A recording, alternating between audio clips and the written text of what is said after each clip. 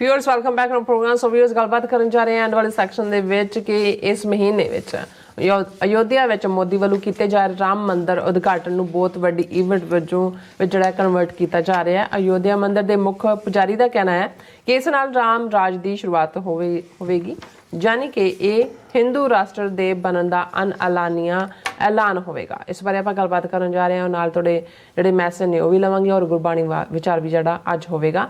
सो असीं चाहांगे कि तुसां इस तरह बने रहना, देखण सुन लिया लिखण लई तुहाडा सब दा बहुत बहुत धन्नवाद जी। डॉक्टर साहब की कहना चाहोगे?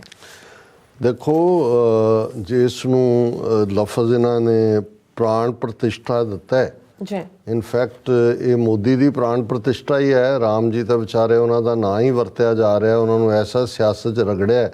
वो भी सीता नूं कहंदे होणे कि सीते अब हुण चलीए किसी होर जंगल चलीए, मोदी ने सानूं हुण बहण नहीं देना है, इन्हें सानू वोटां तक खिंच के ले जाना है। सो ये कोई शक नहीं है कि 1000 ट्रेन पता नहीं की और उन्होंने हालात ये पैदा कर दिते हैं। जिवें अज की यूट्यूबर ने कहा सी कि बई वो यही नहीं कि बई उत्थे उन्होंने लखां का इकट्ठ करके और ओपोजिशन नूं भी जिस किस्म का घड़ीसिया, किसी नूं इनवाइट किया है, किसी नूं नहीं किया, जिहड़ा जाएगा वो भी अपमानित होएगा, जिहड़ा नहीं जाएगा उस उन्होंने कहा जी माहौल उन्होंने ये क्रिएट कर दिता है कि मसीतां चर्चिज़ और गुरुद्वारियां दे विच भी जे रामचंद्र दी जय दे नारे ना लगे या राम जी नूं कि जी वो भव्या अपने राम लला बह गए ने तो उन्होंने भी वो गदार साबित करनगे। सो उन्होंने इन्नी जबरदस्त स्पिन क्रिएट कर दी है कि भी उहदे राह दे विच ओपोजिशन ने तो की खलोना है।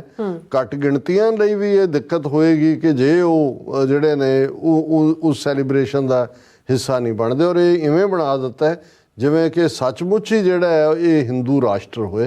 और ये गल कली इत्थों तक महदूद नहीं है, इस तो पहला और हिंदू राष्ट्र का मतलब जां दूजा अज ये उन्हां दी दा हिंदू अखबार दी ही हैडलाइन है और उन्होंने जिहड़ा अयोध्या मंदिर का मुख प्रोत है उहदे नाल इंटरव्यू किया और हैडलाइन ही दिता है राम राज्य coming, Pran Pratishtha 2024 elections both will be shubh, temple chief priest. और उन्होंने कहा जी अयोध्या का तो जो रंग रूप ही बदल दिता है, पर ये जड़े वड्डे पुजारी ने सतेंद्र दास उन्होंने ये कहा कि बई ये जड़ा this new year 2024 will be significant as Ram Lalla will be seated in the sanctum of Ram temple in Ayodhya and the general elections will be held and both will be shubh. Ram temple chief priest Acharya Satyendra Das said here on Monday. उन्होंने कहा जी ये शुभ है, राम राज का जी है beginning हो रही है। और उन्हें कहा राम राज बैठे त्रिलोका हर्षत भई गए सब शोका, कि भाई सारे पासे खुशी है और ये जड़ा गम और दूसरा ख़त्म हो गया, ग्रीफ पेन टेंशन की कोई थां नहीं है। और ये जड़ा है इस राम लला दे नाल इस भारत दे विच हुण राम राज का युग शुरू हो गया। हुण राम राज की है इस बारे किसी को कोई भुलेखा नहीं होना चाहिए कि ब्राह्मण का राज मनु समृति और ये असी सिर्फ हाइपोथेसिस तो ही नहीं करते। अजे हफ्ता पहला जिहड़ा असम का चीफ मिनिस्टर है हेमंत बिस्वा शर्मा उन्हें एक वो गीता का श्लोक पोस्ट करके उदी उन्हें ट्रांसलेशन भी छापी और ये जिहड़ा श्लोक सी गीता का उस दे विच लिखिया होया सी कि भाई ये जिहड़ा है शूदर जिहड़े ने ये सेवा दे लई ने और उहदे च ट्रांसलेशन अंग्रेजी च भी सी और श्लोक भी संस्कृत दे विच सी कि जी खेती गां दी पालना ते वपार ये जिहड़े वैश्य ने उन्हां दा धर्म है, जिहड़े ब्राह्मण ने उन्हां दा एजुकेशन और दूजा क्षत्रिय जिहड़े ने उन्हां दा डिफेंड करना ते ब्राह्मण क्षत्रिय ते वैश्य इन्हां तिन्नां वर्णां दी सेवा करना ये शूदर दा सुभाविक कर्म है। ये गीता दे विच कृष्ण जी अर्जन नूं उपदेश दे रहे ने कि भाई ये जिहड़ा इन्हां दा अल्टीमेटली शूदरां दे लई यही है कि वो इन्हां तिन्नां वर्णां दी सेवा करन। हुण इस दे उत्ते जदों रौला पिया कि बई ये राम राज तो आ गया यही दूजा है, फिर उन्हें वो डिलीट करते, उन्हें कहा नहीं इहदा गलत जिहड़ा है वो ट्रांसलेशन कोई गलत नहीं होया, ये है ही हिंदू धर्म का मतलब ही है। और कला यही नहीं, इन्हों के एक योगी ने कहा कहना क्यों ਤੁਸੀਂ ਇਹ ਗੋਸਵਾਮੀ ਤੁਲਸੀਦਾਸ ਦਾ ਜਦੋਂ ਇਸ ਸ਼ਲੋਕ ਨੂੰ ਤੁਸੀਂ ਡਿਫਰੈਂਟ ਇੰਟਰਪ੍ਰੀਟ ਕਰਦੇ ਹੋ ਦੱਸਣ ਲਈ ਕਿ ਭਾਈ ਇਹ ਢੋਰ ਗਵਾਰ ਸ਼ੂਦਰ ਪਸ਼ੂ ਨਾਰੀ ਸਕਲ ਤਾੜਨਾ ਕੇ ਅਧਿਕਾਰੀ, ਕਿ ਸਾਰੇ ਮਾਰੇ ਜਾਣ ਦੇ ਕਾਬਲ ਨੇ। ਉਹ ਢੋਰ ਹੋਏ, ਪਸ਼ੂ ਹੋਏ, ਸ਼ੂਦਰ ਹੋਏ, ਔਰਤ ਹੋਏ। ਕਹਿੰਦੇ ਤੁਸੀਂ ਕਹਿ ਦਿਓ ਕਿ ਉਹਦੇ 'ਚ ਨਹੀਂ ਹੈ, ਇਹ ਤਾਂ ਮੁਸਲਮਾਨਾਂ ਨੇ ਜਿਹੜਾ ਇਹਦੇ 'ਚ ਵਾੜ ਦਿੱਤਾ ਵੀ, ਬਜਾਏ ਇਹਦੀਆਂ ਵਿਆਖਿਆ ਕਰਕੇ ਦੱਸਣ ਦੇ ਕਿ ਨਹੀਂ ਤਾੜਨਾ ਦਾ ਮਤਲਬ ਇਹ ਨਹੀਂ ਹੁੰਦਾ, ਤਾੜਨਾ ਦਾ ਮਤਲਬ ਸੰਭਾਲਣਾ ਹੁੰਦਾ। ਹੁਣ ਇਸ ਦੇ ਉੱਤੇ ਇਹ ਜਿਹੜਾ ਸ਼ਲੋਕ ਹੈ, ਜਦੋਂ ਮੈਂ ਵੀ ਜਿੰਨੀ ਸੰਸਕ੍ਰਿਤ ਦਾ ਮੈਨੂੰ ਇਲਮ ਹੈ, ਮੈਂ ਇਹ ਦੇਖਿਆ, ਮੈਂ ਕਿਹਾ ਵੀ ਇਹ ਈਵਨ ਗੀਤਾ ਦੇ ਵਿੱਚ ਵੀ ਕ੍ਰਿਸ਼ਨ ਜੀ ਇਹੀ ਕਹਿ ਰਹੇ ਨੇ ਕਿ ਭਾਈ ਇਹਨਾਂ ਨੂੰ ਜਿਹੜਾ ਸ਼ੂਦਰਾਂ ਦਾ ਕੰਮ ਹੀ ਇਹਨਾਂ ਤਿੰਨਾਂ ਦੀ ਸੇਵਾ ਕਰਨਾ ਹੈ, ਔਰ ਇਹੀ ਜਿਹੜਾ ਇਹਨਾਂ ਦਾ ਅਲਟੀਮੇਟਲੀ ਰਾਮ ਰਾਜ ਹੈ। ਸੋ ਇਹ ਜਿਹੜਾ ਰਾਮ ਰਾਜ ਦਾ ਸੁਪਨਾ ਗਾਂਧੀ ਨੇ ਦਿਖਾਇਆ ਉਹ ਹਿੰਦੂ ਰਾਜ ਸੀ। ਔਰ ਇਸ ਵੇਲੇ ਆਲਮੋਸਟ ਇਸ ਜਨਵਰੀ ਦੇ ਮਹੀਨੇ 'ਚ ਮੰਦਰ ਤੋਂ ਬਾਅਦ ਫਿਰ ਤਾਂ ਅੱਗੇ ਉਹਨਾਂ ਨੇ ਜਾਣਾ ਹੀ ਜਾਣਾ ਹੈ ਕਿ ਇਹ ਤਾਂ ਪਹਿਲੀ ਝਾਕੀ ਹੈ, ਮਥੁਰਾ ਕਾਸ਼ੀ ਬਾਕੀ ਹੈ। ਉਹ ਤਾਂ ਆਲਰੇਡੀ ਉਹਨਾਂ ਦੇ ਕਲੇਮ ਉਹਦੇ ਤੋਂ ਉਹਨਾਂ ਨੇ ਠੋਕੇ ਹੋਏ ਨੇ। ਪਰ ਸਭ ਤੋਂ ਵੱਡੀ ਗੱਲ ਹੈ ਵੀ ਇਸ ਪੀਰੀਅਡ ਜਾਂ ਇਸ ਤੋਂ ਬਾਅਦ ਜਿਹੜੀ ਵਾਇਲੈਂਸ ਮੁਸਲਮਾਨਾਂ ਦੇ ਖਿਲਾਫ, ਘੱਟ ਗਿਣਤੀਆਂ ਦੇ ਖਿਲਾਫ, ਆਲਰੇਡੀ ਯਾਦ ਹੋਏਗਾ ਰਾਜਸਥਾਨ 'ਚ ਬੀਜੇਪੀ ਲੀਡਰ ਨੇ ਕਿਹਾ ਸੀ ਕਿ ਮਸੀਤਾਂ ਔਰ ਗੁਰਦੁਆਰੇ ਸਾਡੇ ਨਾਸੂਰ ਨੇ। ਜਦੋਂ ਤੱਕ ਇਹ ਸਾਫ਼ ਨਹੀਂ ਹੁੰਦੇ, ਨਾਸੂਰ ਰਿਸਦਾ ਫੋੜਾ ਹੁੰਦਾ, ਜੜ੍ਹਾਂ ਵਾਲਾ ਫੋੜਾ, ਉਦੋਂ ਤੱਕ ਹਿੰਦੂ ਰਾਸ਼ਟਰ ਕਾਇਮ ਨਹੀਂ ਹੋ ਸਕਦਾ।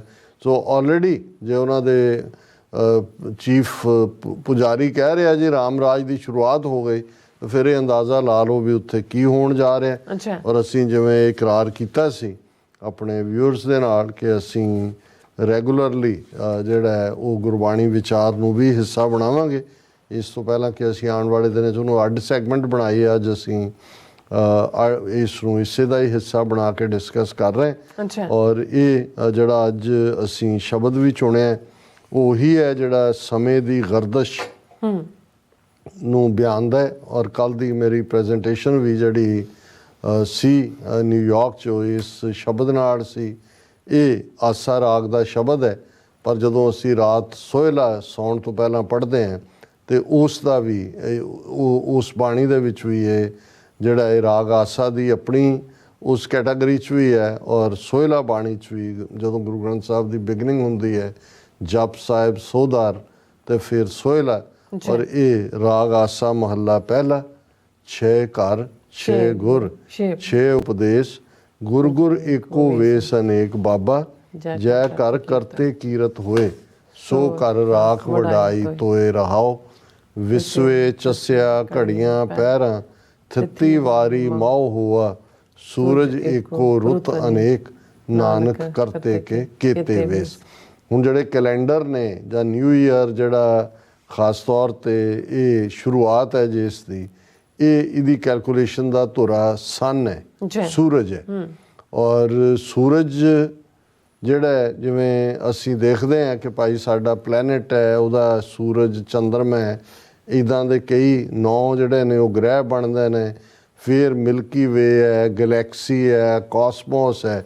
ਸੋ ਉਸ ਖੰਡਾਂ ਬ੍ਰਹਿਮੰਡਾਂ ਦੇ ਵਿੱਚ ਜਿੱਥੇ ਲੱਖ ਆਕਾਸ਼ਾਂ ਆਕਾਸ਼, ਲੱਖ ਪਾਤਾਲਾਂ ਪਾਤਾਲ ਨੇ, ਸਾਡੀ ਧਰਤੀ ਦੇ ਉੱਤੇ ਬਦਲਦੇ ਮੌਸਮ ਇਹ ਸੂਰਜ ਦੇ ਹੀ ਇਵੇਂ ਹੀ ਹੈ, ਕਿਉਂਕਿ ਸੂਰਜ ਔਰ ਇਹ ਸਾਰੀ ਕਾਇਨਾਤ ਕੁਦਰਤ ਅਕਾਲ ਪੁਰਖ ਨੇ ਬਣਾਈ ਹੈ।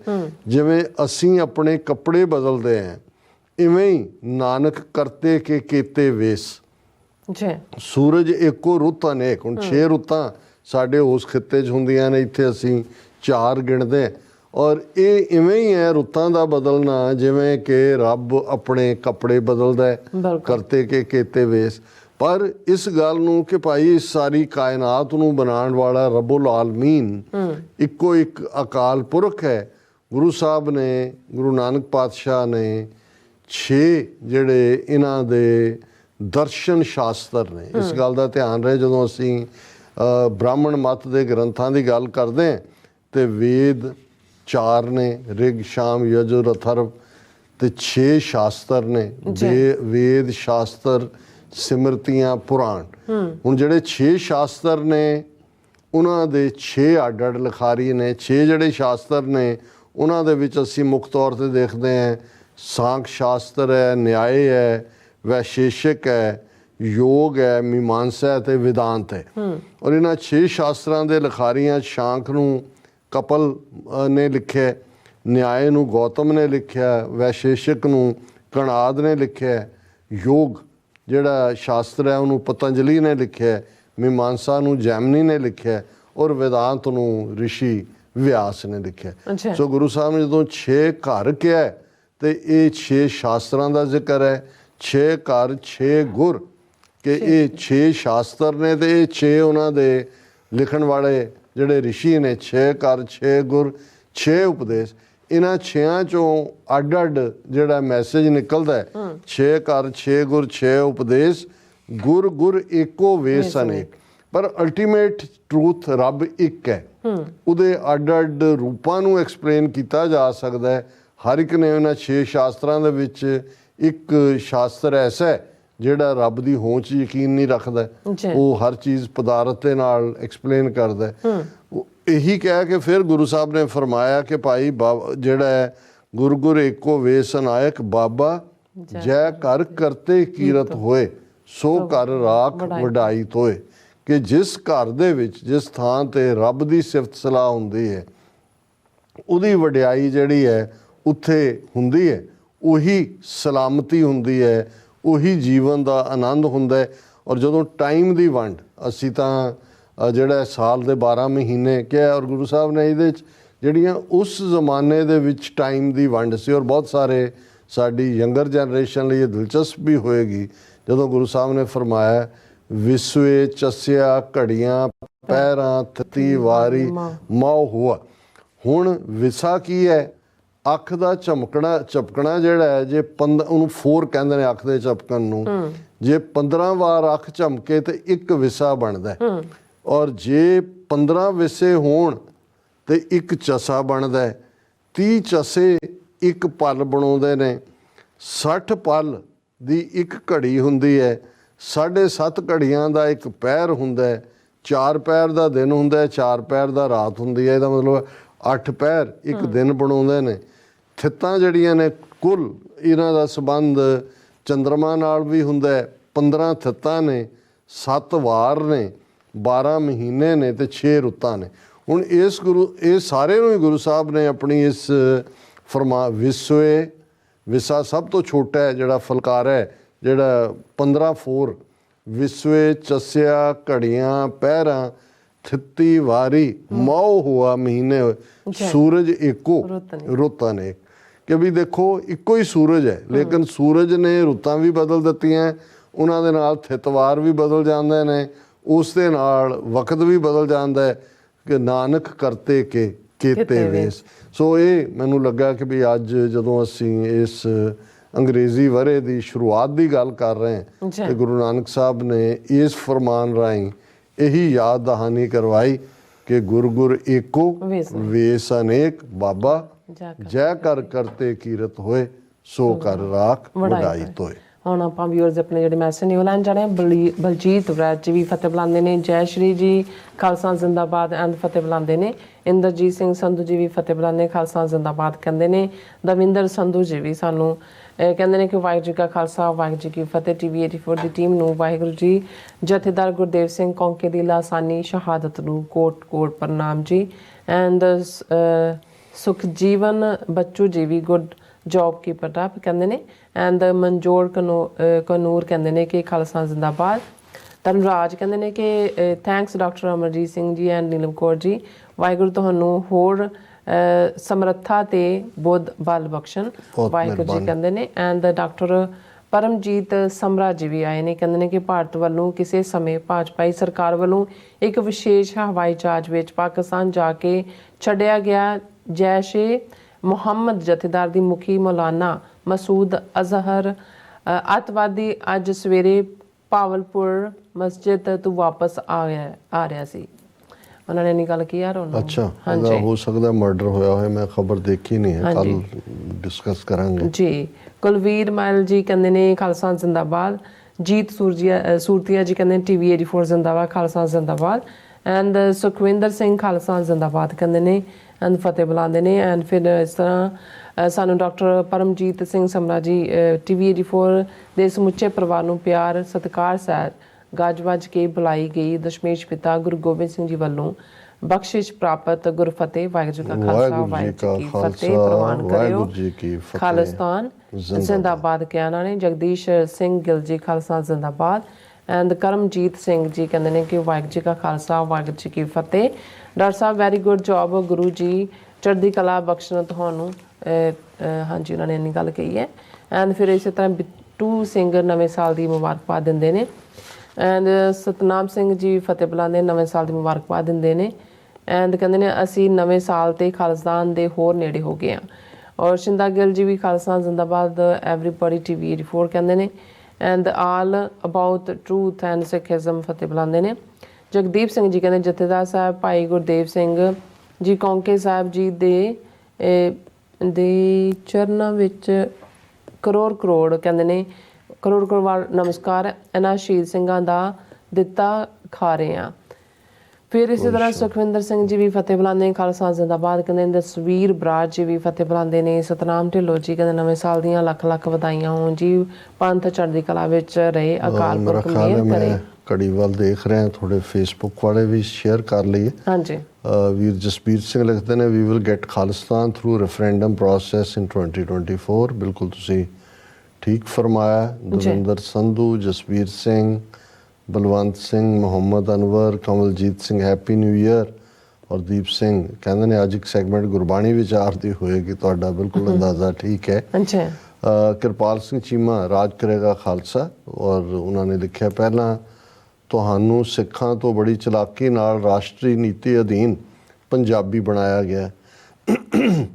ਸਿੱਖੀ ਨਾਲੋਂ ਟੁੱਟ ਕੇ ਪੰਜਾਬੀ ਬਣਨ ਦੀ ਕੀਤੀ ਤੁਹਾਡੀ ਭੁੱਲ ਗਲਤੀ ਭਵਿੱਖ ਵਿੱਚ ਤੁਹਾਡੀਆਂ ਆਉਣ ਵਾਲੀਆਂ ਪੀੜ੍ਹੀਆਂ ਲਈ ਬਹੁਤ ਵੱਡਾ ਗੁਨਾਹ ਹੋ ਨਿਬੜੇਗੀ।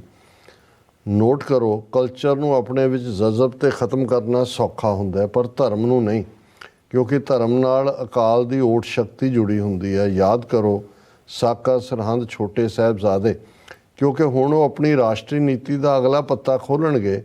ਹੁਣ ਇਸ ਰਾਸ਼ਟਰੀ ਨੀਤੀ ਅਧੀਨ ਪੰਜਾਬੀ ਹੋਣ ਦੇ ਨਾਤੇ ਉਹ ਤੁਹਾਡੇ ਪੰਜਾਬ ਤੇ ਵੋਟਾਂ ਰਾਹੀਂ ਬਰਾਬਰ ਦਾ ਹੱਕ ਜਮਾਉਣਗੇ, ਜੋ ਕਿ ਕਾਫੀ ਹੱਦ ਤੱਕ ਹੋ ਵੀ ਚੁੱਕਾ ਹੈ।